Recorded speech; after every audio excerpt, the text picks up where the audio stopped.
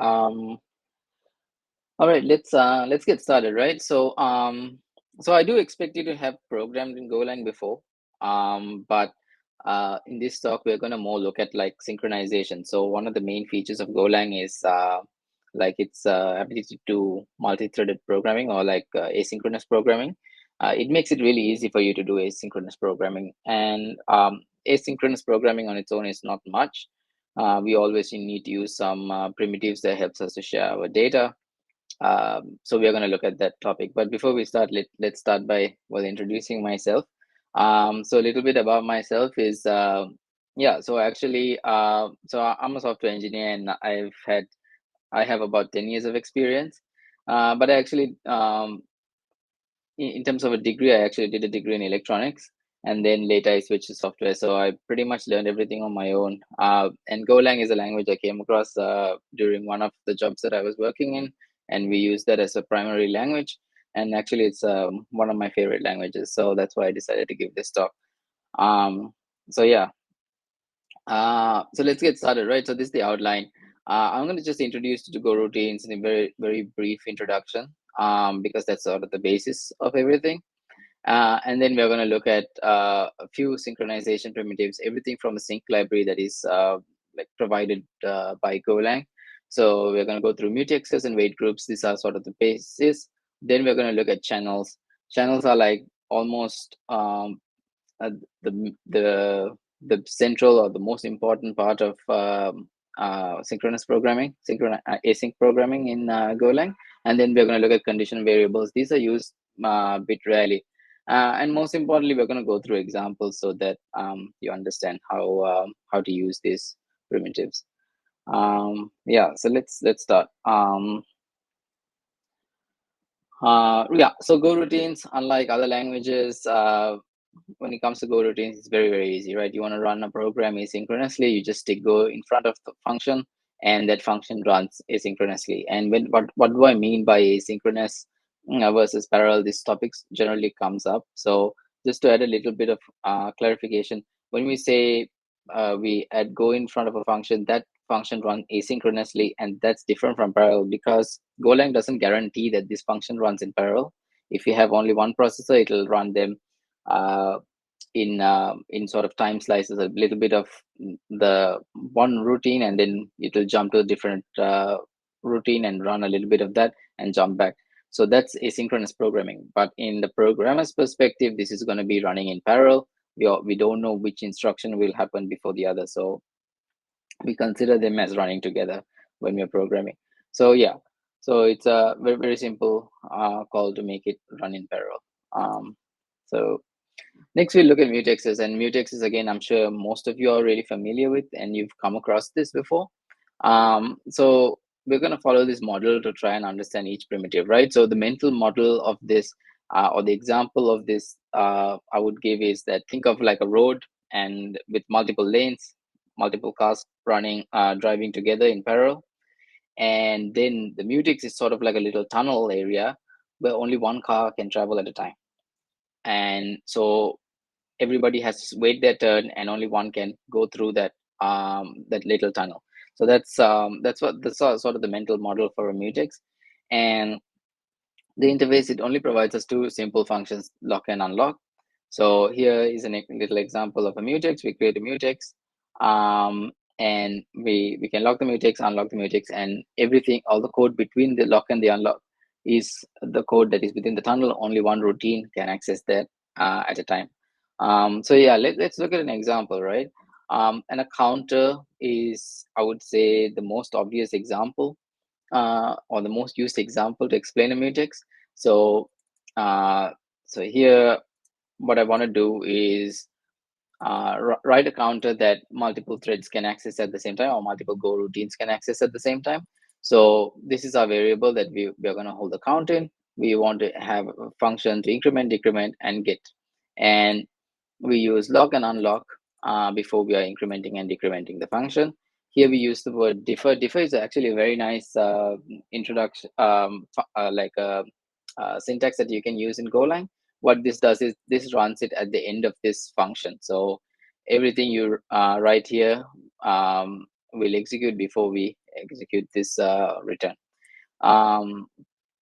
So yeah, I've also written a little test, which just to test our counter, so to make sure that it's working. So let's go through this. We create the counter, and we are gonna spawn the 100 Go routines, right? And every one of them is gonna increment this counter. And still, since we haven't looked at wait groups yet, we're gonna just wait a little bit of time, letting these functions to complete. This is a little hack for now. And after that, we're gonna get the value. We're gonna compare it and see whether it's a match, whether it matches the value that we expect, right? So yeah, so if you guys can all see my screen, right? I don't know if it is too small. So counter and go test. So one more thing I would like to point out here is Golang's testing framework also provides this flag call race. And this is quite important because it helps you to catch race conditions. That is, if two Go routines are trying to access one piece of data at the same time, this will catch it, right? And in this case, you can see that since we've locked it correctly, nothing is happening. So generally, when you're writing parallel programming or asynchronous programming, it's a good idea to test your code with race. For instance, I would say, yeah, if we can comment this out, maybe we'll be able to see this race in action.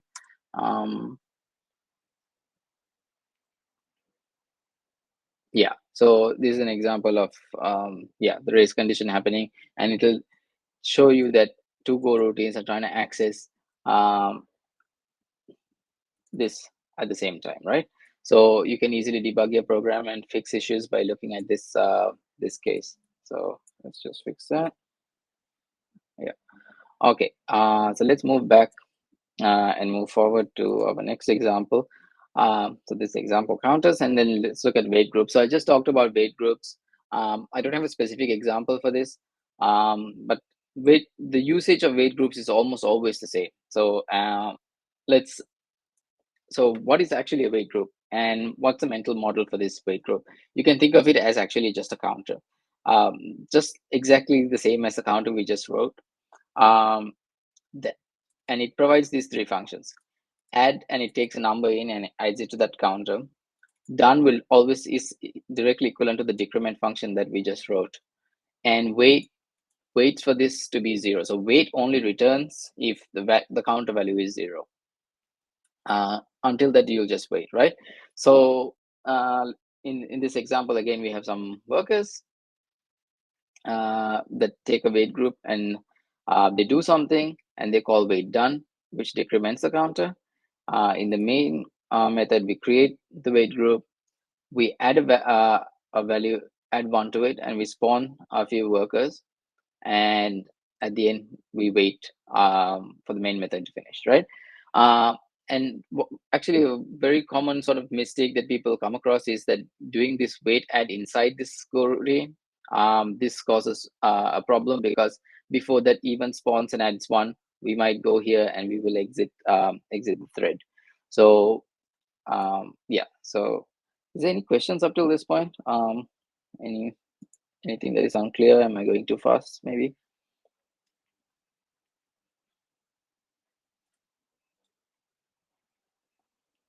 Okay, I'm gonna continue. All right. So next, let's look at channels, and this is, like I said, the sort of the most important thing to understand in Go programming. And the mental model for this is it's a thread safe queue. So you might be familiar with what a queue is, which is like you can push stuff from one side and take stuff from the other, kind of like a queue at McDonald's, right? And this is a thread safe queue, meaning multiple Go routines can read from it and write to it.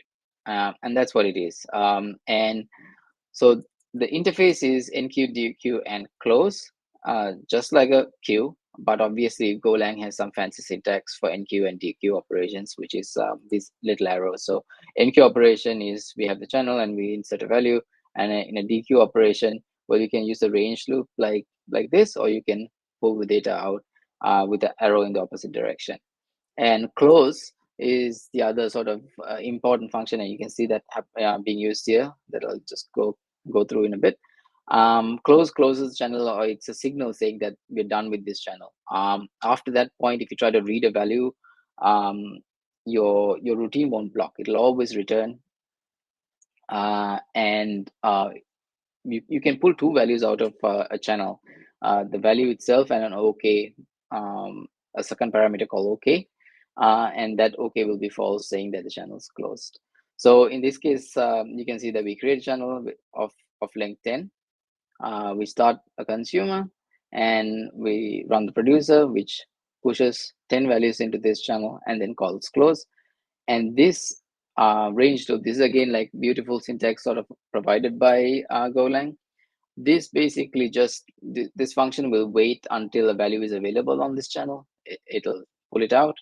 Then we'll print it. And on the next value, until another value is pulled, we'll just block and wait here until the channel is closed. It will automatically break free from this loop. So this this syntax basically makes it very, very simple for you to use it. Yeah. So so a few things that you need to pay attention to is buffer size. You notice that if the buffer size is 10, that basically means you can push 10 values into this queue before the producer block. So if you try to push 11th value and you don't have a consumer, that's when this routine will block and wait for the next channel, next consumer to read some value. The consumer will block if there's no data in the channel. And Golang will switch to a different thread. So again, so, and also it's important to know that if you have a zero length channel, that's also quite important, because that basically means that you will block at every call. Like every time you're pushing, you can imagine it like you're trying to give a letter or something to somebody, and until that person takes it, you're just holding it there, waiting, stuck in that state. And that's sort of an example of using a zero length channel. So let's look at a simple example to try and understand how this is used. So here I'm going to talk about producer consumer example. We have our channel in the middle, and we have one producer that will basically read some data from a file system and then push the data into the queue, and then the three consumers will consume this data. So yeah, let's quickly look at that example. So yeah, data is just like some random data that I've written, and pipeline. Okay. So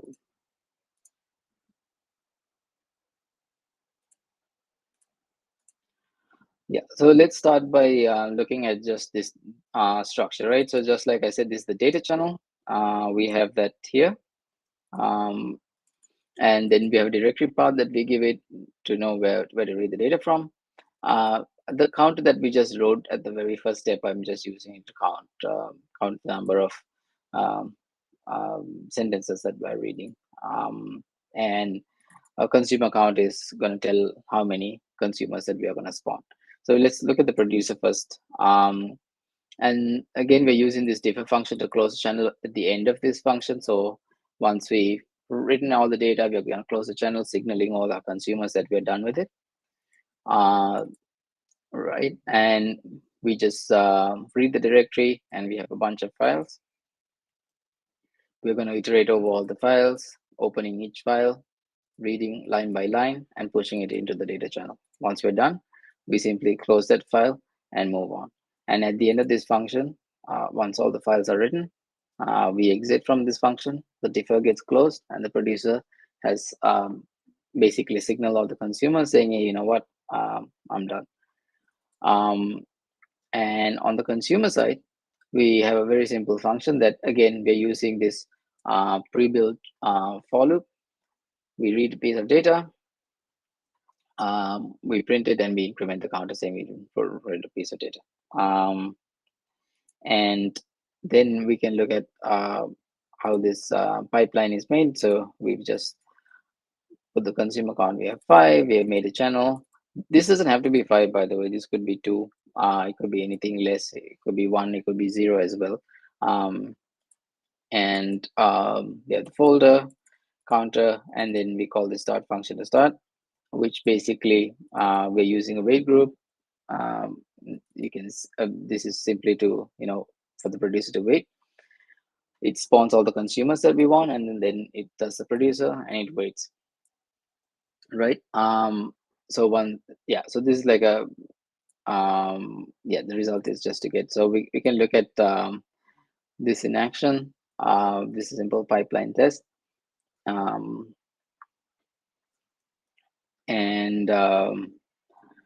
So what we're going to do here is so we specify the folder, we create it. Once we've done, we're going to read the count and compare it against the count. We're going to read it ourselves, and we're going to compare the two things to make sure that it is working. So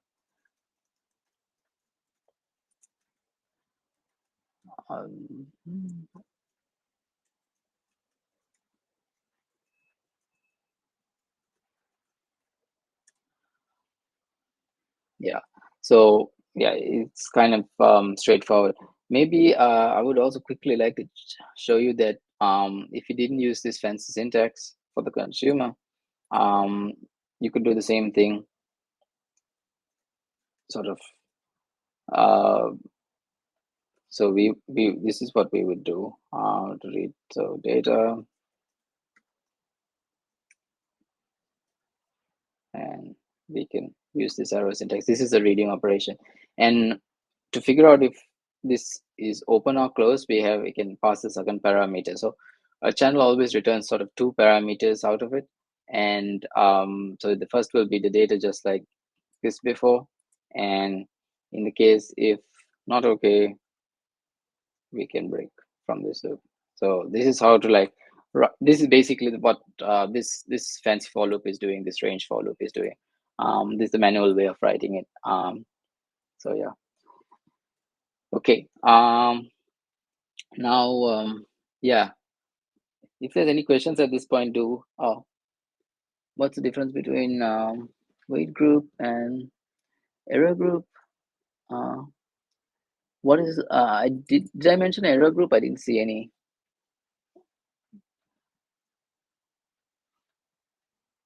Do you want to explain yourself, Vladimir?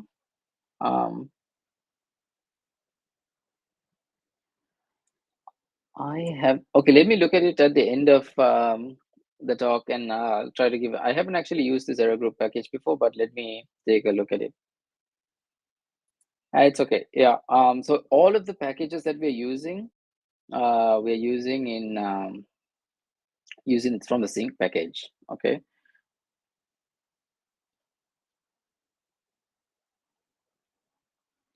How do I do error handling while using Go routines? Right. That's actually quite an interesting question. So there are multiple ways you can handle errors depending on the kind of error. In certain cases, for example, like let's say in this case, like a consumer is pulling some data, it's going to do some processing, and in the point of processing, you come across an error.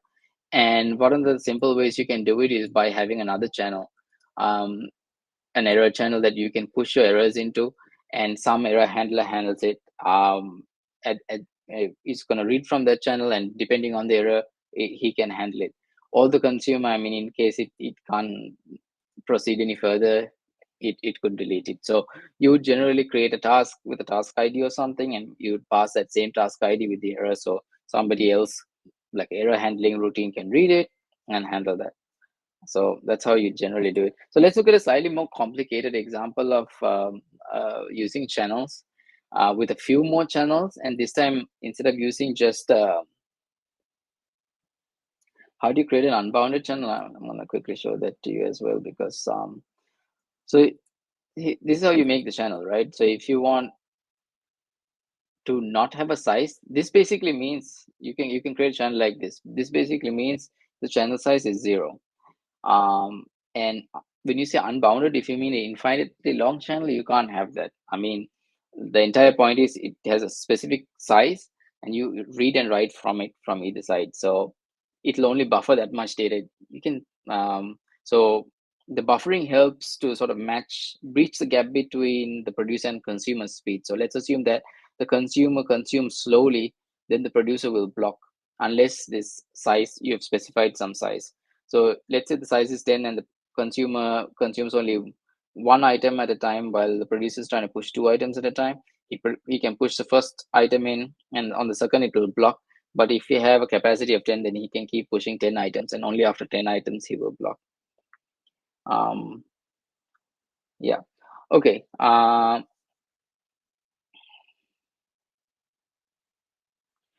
If the producer produces faster than the consumer, it's the same thing. So if a producer uh, produces faster, right? So he's trying to push two items, but the consumer only consumes one.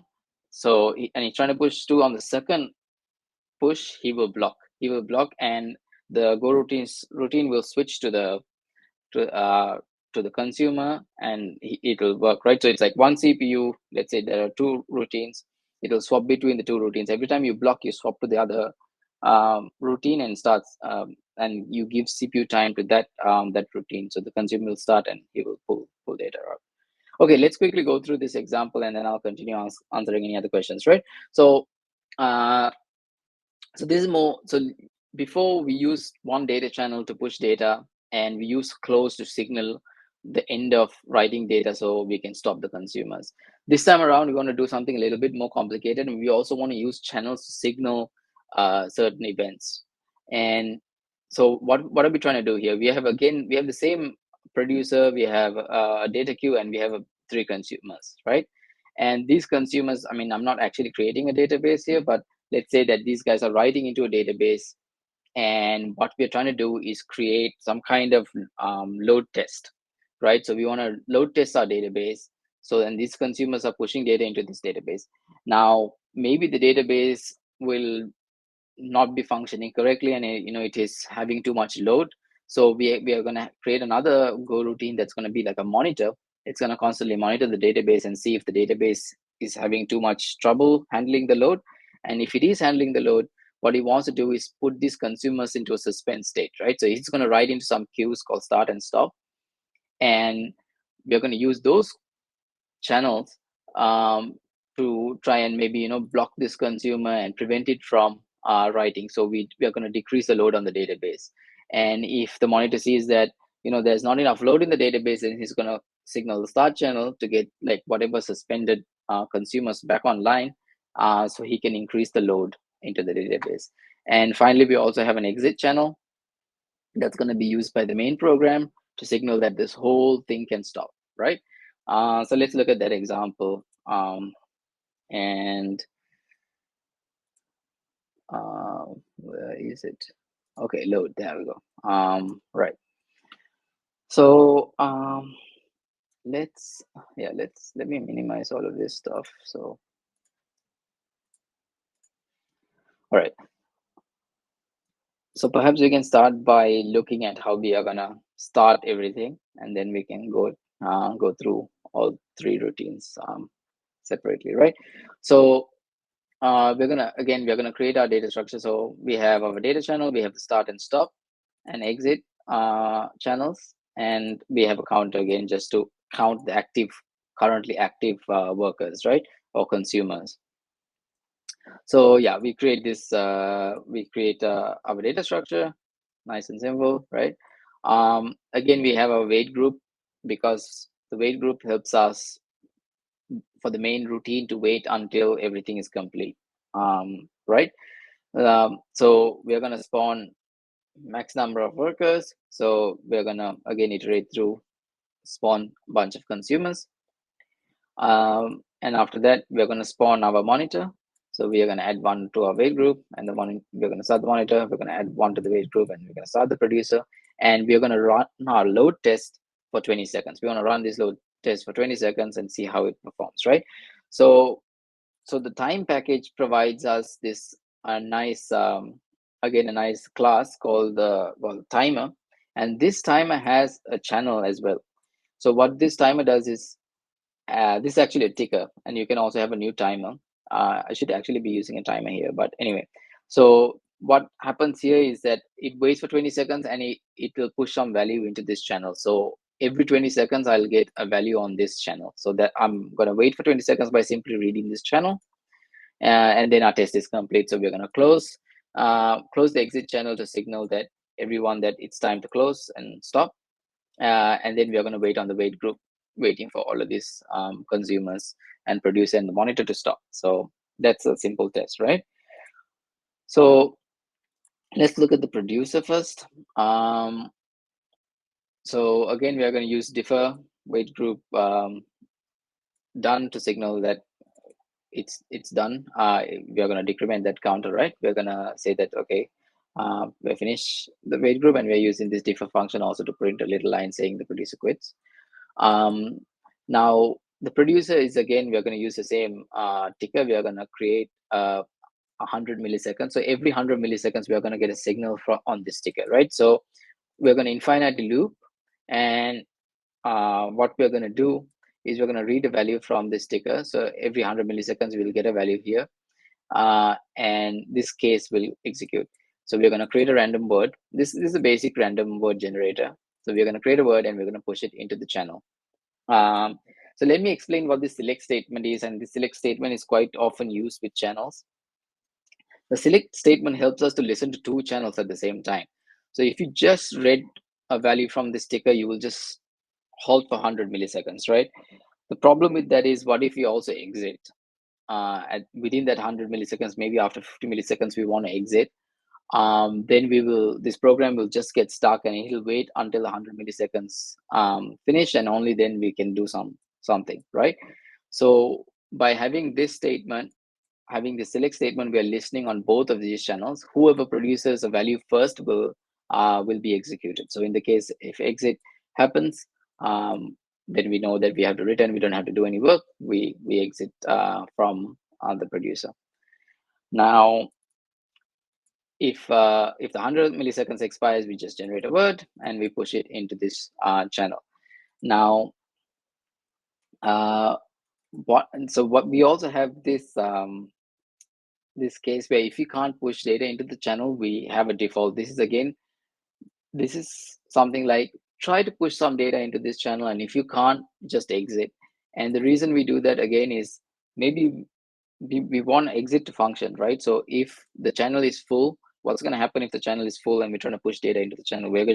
This routine is just going to block, and it's stuck in that state until like the channel is empty. But if the consumers all exit on an exit call, then this producer will never exit. He will just constantly wait, trying to write data into a channel that he can't write because nobody's reading from it. So to prevent that, we always try to push some data into this channel, and if you can't, we exit. And yeah, so that explains the producer. So let's look at the consumer. The consumer is, yeah, so let's go to the consumer. Again, same idea. We have this wait group, start, and some statement here. And when a consumer starts working, he's gonna wait on this channel. He's gonna wait. He's just gonna stick here until somebody tells it either to exit or start, and that's gonna be done by our monitor service, right? So if he starts work, he's gonna increment the active counters, saying, okay, this consumer will start working, and then he's gonna start working in this never-ending for loop. Again, we have a select statement, and this time we're gonna listen in on 3 different channels. One is exit. This is kind of obvious, right? If somebody tells you to exit, you happily exit. If somebody tells you to stop working, which is the monitor generally saying to stop work, then we know that, okay, we're not going to do any pulling data. So we are going to decrement the active worker counter. So we know that we're done working, and then again we're gonna after we suspend working, we're gonna again wait either to start work or to exit, right? So same condition as above, right? And finally, if obviously data comes, we process it. So that's sort of the consumer's loop. And finally, we have monitor. So in this case, we are not using a database. So I've written this fake sort of function that mimics the database load. So it's a preset value. So we're going to have an array of values saying, the database load is currently 1, 2, 3.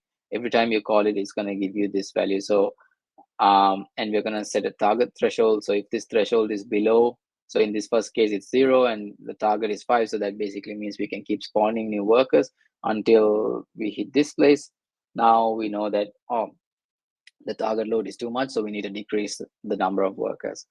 So yeah, so it's a very simple counter. We have a global counter, and every time we read a value from this, I mean, here we set it back to 0, so we always count increases, and then goes back here, and we just read a value from this array to mimic the database load, right? So it's a fake function to show the database load.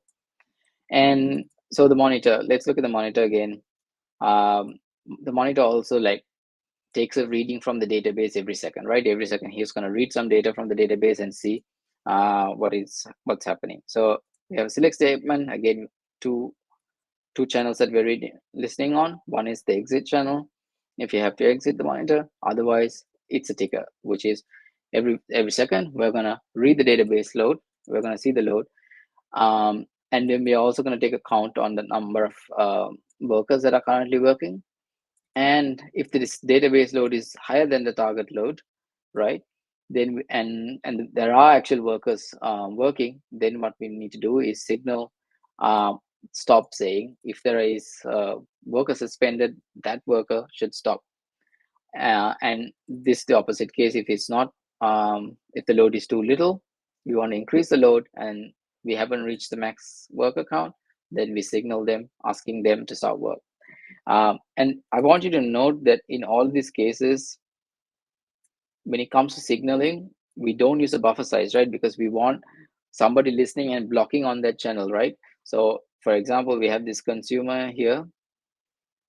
We want this person blocked on this channel. That's why this has a 0 length. So the moment you try to read some value from stop, you just block on that channel and you switch context into a different routine until somebody pushes a value into this stop work function and comes out, right? So yeah, let's see that in action. I haven't written a test for it because this is more of a load test. So I'm just gonna execute this test function from the main method, and let's see what happens. So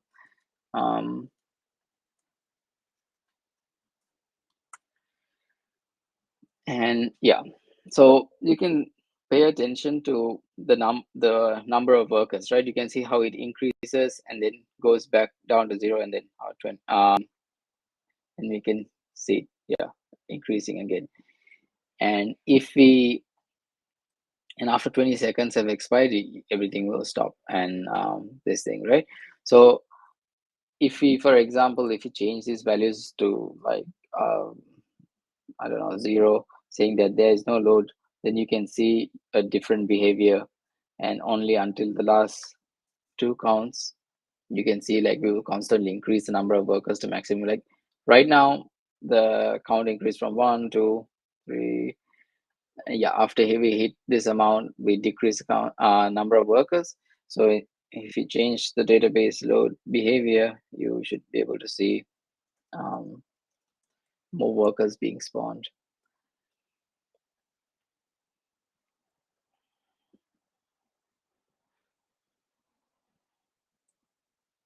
And then we're decreasing and we're increasing. So, you know, this will mimic a database that is performing better than another. So yeah. All right. So yeah, up till now, are there any questions? Anything that I can help answer up till now?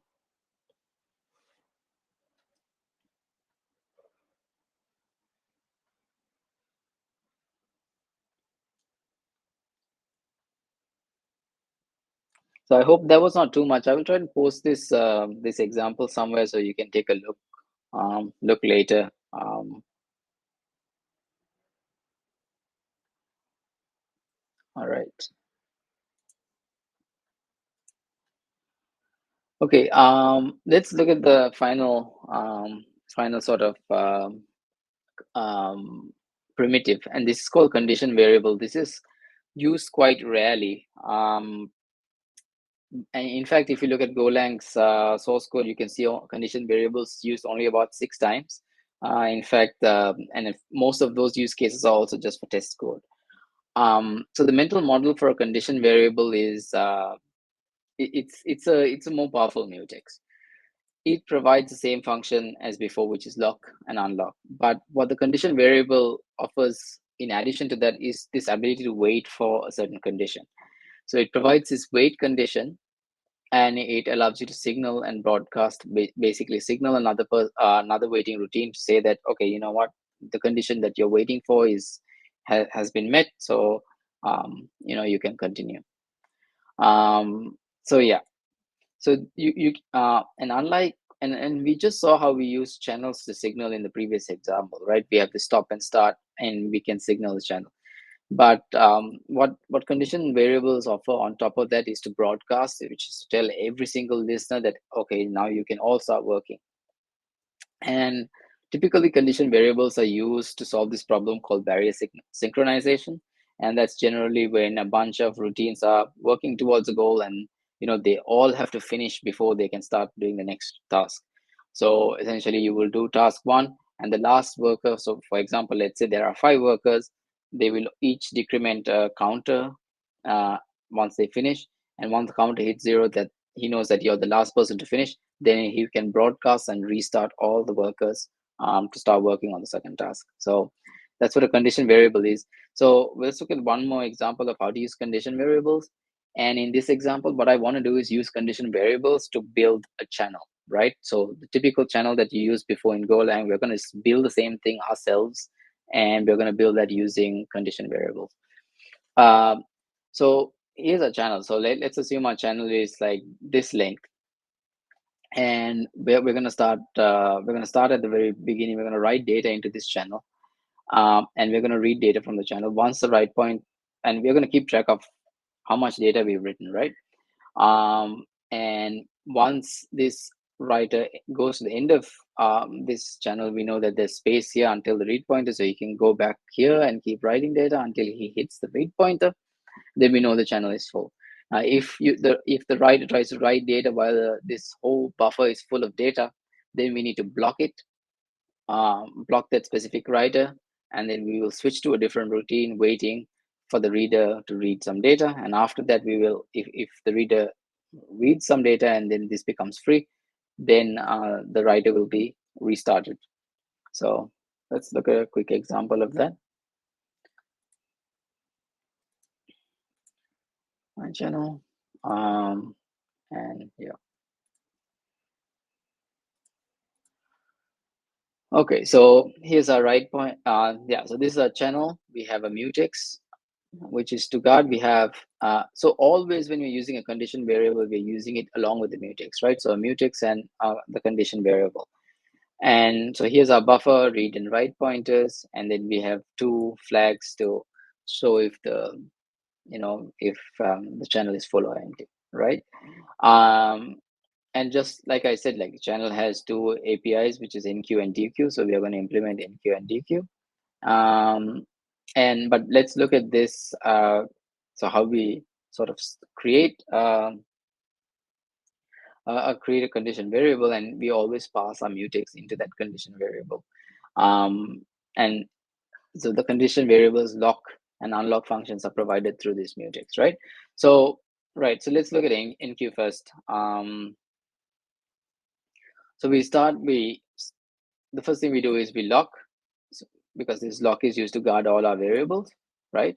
So we obtain the lock, and if the channel is closed, because we also want to provide this function, it panics, right? And this is the same behavior of Golang. If you try to write to a channel that is already closed, we just panic. The Go program will crash. So we panic, and then we wait on a while loop or for loop infinitely if this is full, right? So if the channel is full, we can't write. And that's the condition I just talked about, right? So if it is already full, that means we will wait until we get unblocked, right? And this wait is a very interesting function, because what this wait does is, upon calling wait, it will release this lock. It'll release this lock, and it will put this routine into a suspended state until somebody signals, somebody calls signal, right? Somebody calls signal on the condition variable. Once it's not full, so once we come back out of this wait clause, we will simply check again to see if it's full. And the reason we do this is because we might have a broadcast where there are multiple people trying to enqueue data, and somebody else was invoked before us and he wrote and filled it again. So in that case, we need to keep checking until this is actually not full, and then we go here. So when we come out of the wait clause, we have reacquired the lock, right? So this wait function, it does three things. Technically, it first calls unlock, then it puts you into the suspended state until somebody invokes you again. And when you come back, you've already locked the mutex, right? So you're back into this lock state. So now we have locked and there's space. So we write the data into our channel. We increase the pointer. If this write pointer has gone over this length, then we put it back here to 0. And then we check if the write point is equal to the read pointer, meaning that we wrote so much data, then we came back here. That basically means our channel is full. So we set this full to true. And we unlock the mutex and we call condition signal. And why do we call condition signal? Now there might be a reader with no data waiting to read, right? So there's a possibility that the reader has somebody tried to read data and there's no data in the buffer. So we were waiting on the reader. So we signal it saying, okay, you know what, we've written some data. Now you can go ahead and fetch that data. So that's why we signal. So the dequeue function is the opposite of that, right? It is, again, we unlock it and we check that if it is empty, so that is it's not full, and the read and write point are equal, that basically means the channel is empty. And if it is empty, we need to wait again, right? If it is closed, we can exit. Otherwise, we wait and we keep waiting in that loop until it's empty. And we read the data from the buffer, we increment this pointer. The same thing, if it goes over the bounds, we put it back here into 0. And we've already read a piece of data, so we know that it's not going to be full. And we unlock it and we signal anyone. If there's a writer, we know that that writer should be known. We should tell that writer that, okay, we've done writing the data. So yeah. And then we have some basic functions to check if it is empty. And yeah, and closing is setting this close to true. So let's look at that example, or test, actually, some test code. And yeah, so this is the test queue. What are we going to do? We're going to create our channel.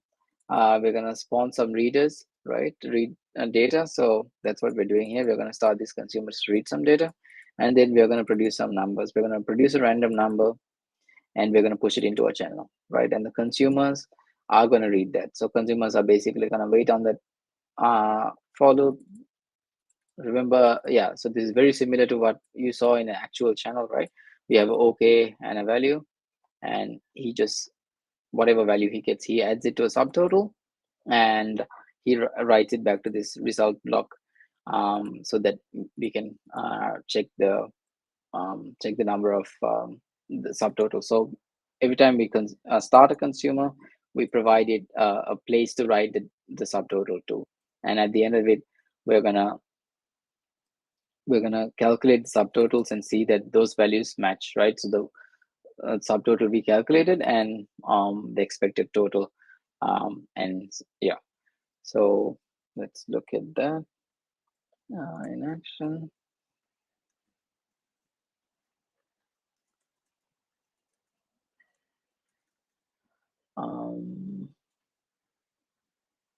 My channel.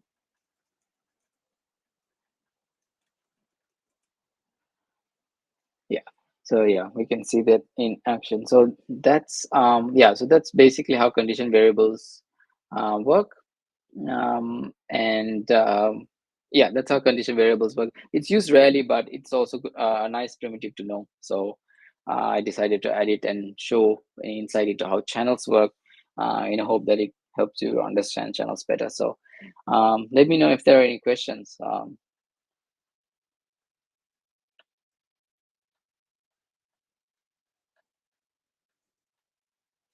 Yeah, and one more thing is, I've written a little post on Hackanoon, so you can go and read it. This basically has all the information I talked about.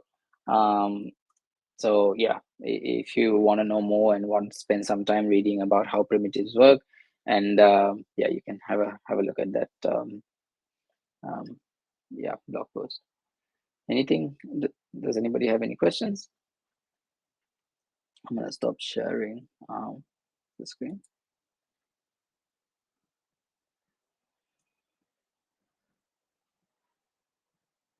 All right.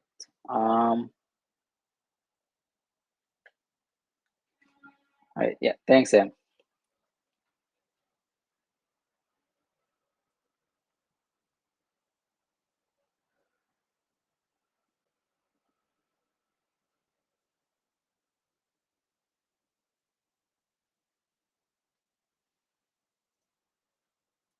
All right. Let me try and post like the examples somewhere, so you can take a look.